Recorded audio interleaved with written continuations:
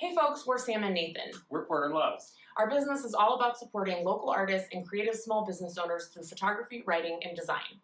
Today we're here to do a quick video tutorial on product photography, how to get great photos when you can't hire a professional like us. We're using our professional studio equipment for the demonstration. But we're also going to talk through ways you can translate what we're doing to more accessible and often sometimes household items. Okay, let's get started. Okay. We picked out 2 handmade mugs by local artists to use as our examples today. We're starting off by making sure they are clean and identifying the best side to focus on with our photography setup. Have you heard the phrase, love the one you're with? Well, we believe the best camera is the one you have with you. We're using a professional camera today and also an iPhone. No matter what camera you use, the specific thing you want to focus on is image sharpness and stability. With mobile devices, turn off any live photo function. With any device, use something to stabilize it, a tripod, a chair, a stack of books, something like that.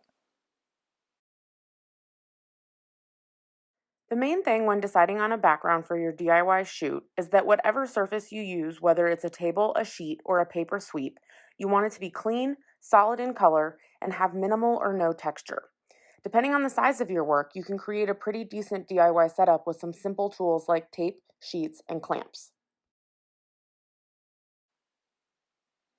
The positioning of light relative to your items will dramatically impact how it looks in the final image. Light position from front to back can also make a big difference in how edges and detail appear. With objects that have a shiny surface, you can see that when the light is brought around to a straight-on angle, we get a harsh reflection and unflattering shadow placement. Play around with the light source you have to find what works best for your product and your brand.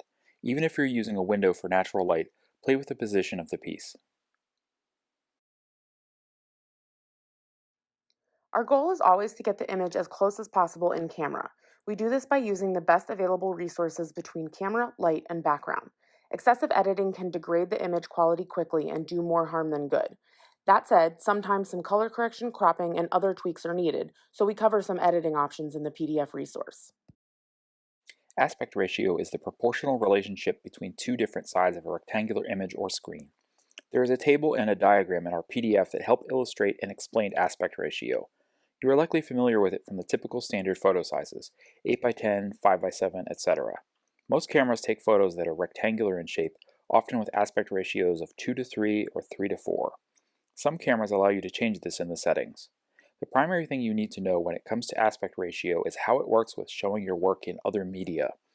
For example, if your primary purpose for photos is to post them on Instagram, you'll want to make sure that they look great square or 1:1. If you want to create a promotional piece where you overlay text with your image, you'll want to leave extra space around the piece itself. In fact, leaving extra space around your piece is always a good idea. It gives you the most flexibility after the fact. You can always crop in, but not the other way around.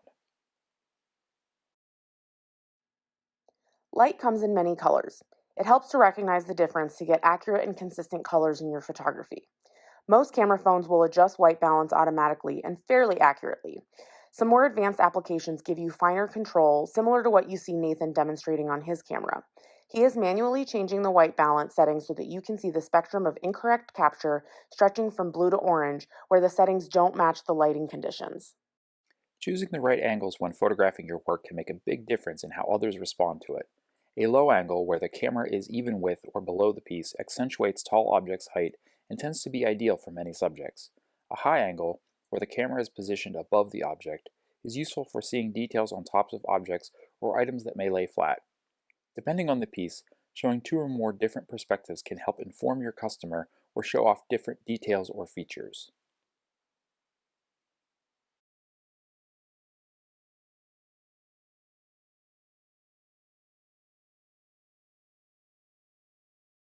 Styled photos either showcase how your product is used or they give greater context to your inspiration, materials, and brand voice.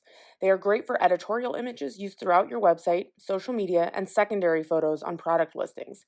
Simply styled images that include hands or other common objects can also help communicate scale to potential buyers, but they should never take the place of clean, clear product images that show your work off without distraction.